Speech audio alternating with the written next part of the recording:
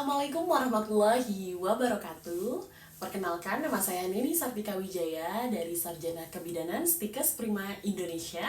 Hari ini saya akan mempresentasikan tentang materi farmakologi, yaitu resistensi antibiotik. Jadi sebetulnya antibiotik itu apa sih? Nah, antibiotik adalah senyawa yang digunakan untuk membunuh atau menghambat pertumbuhan bakteri. Nah, berfungsi untuk mengobati berbagai infeksi bakteri. Contohnya ada penisilin ataupun amoxicillin.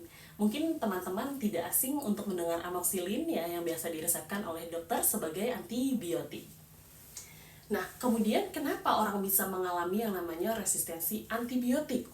Jadi, resistensi antibiotik itu terjadi ketika bakteri berkembang menjadi kebal terhadap efek antibiotik yang sebelumnya efektif untuk menghambat ataupun membunuh bakteri, ternyata dia tidak mampu untuk menghambat dan membunuh pertumbuhan bakteri dalam tubuh kita. Itu yang dinamakan resistensi antibiotik.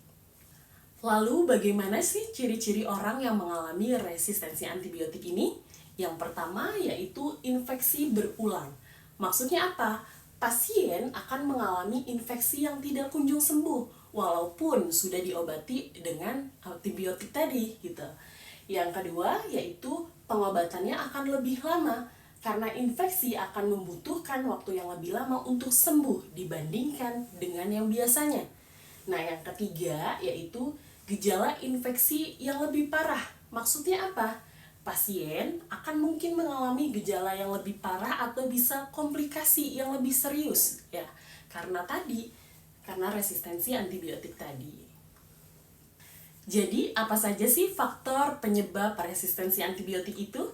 Yang pertama yaitu ada penggunaan antibiotik yang berlebihan. Ketika kita mengonsumsi antibiotik untuk infeksi yang sebetulnya tidak memerlukan ya, seperti flu atau pilek, itu sebenarnya tidak membutuhkan antibiotik. Yang kedua, tidak menghabiskan dosis. Nah, untuk pasien-pasien nih yang biasanya berhenti untuk minum antibiotik sebelum waktunya karena merasa memang dia sudah sembuh, sudah enak. Nah, itu hati-hati ya teman-teman, karena dapat menyebabkan bakteri ini tersisa dan menjadi resistensi gitu. Yang ketiga yaitu tidak mengikuti resep dokter. Ya, artinya menggunakan antibiotik tanpa resep dokter atau tidak mengikuti petunjuk ya dari dokter gitu. Yang selanjutnya yaitu mengubah dosis yang direkomendasikan oleh dokter. Misalnya ya mengambil dosis yang lebih rendah atau lebih tinggi, padahal belum tentu itu adalah anjuran yang diberikan oleh dokter. Selanjutnya yaitu penyebaran bakteri resisten dengan kontak langsung dan lingkungan. Ya, kontak langsung ini maksudnya penyebaran bakteri resistensi ini dari orang ke orang melalui kontak langsung gitu ya teman-teman.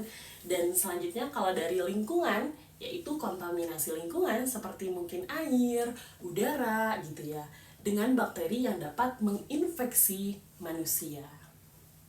Yang terakhir yaitu pemberian antibiotik pada hewan ternak. Kenapa ini masuk dalam resistensi antibiotik?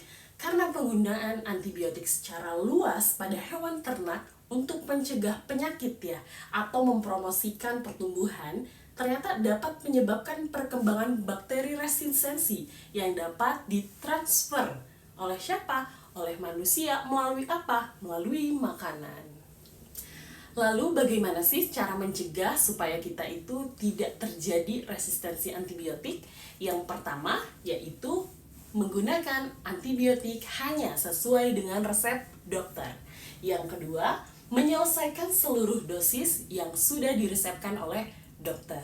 Yang ketiga yaitu menghindari penggunaan antibiotik untuk infeksi virus seperti flu. Dan yang terakhir yaitu menerapkan praktik kebersihan yang baik untuk mencegah infeksi. Baik teman-teman, jadi itulah materi yang sudah saya sampaikan mengenai resistensi antibiotik. Mohon maaf apabila ada kesalahan, kekeliruan dalam menyampaikan, dan semoga bermanfaat bagi teman-teman semua. Wassalamualaikum warahmatullahi wabarakatuh.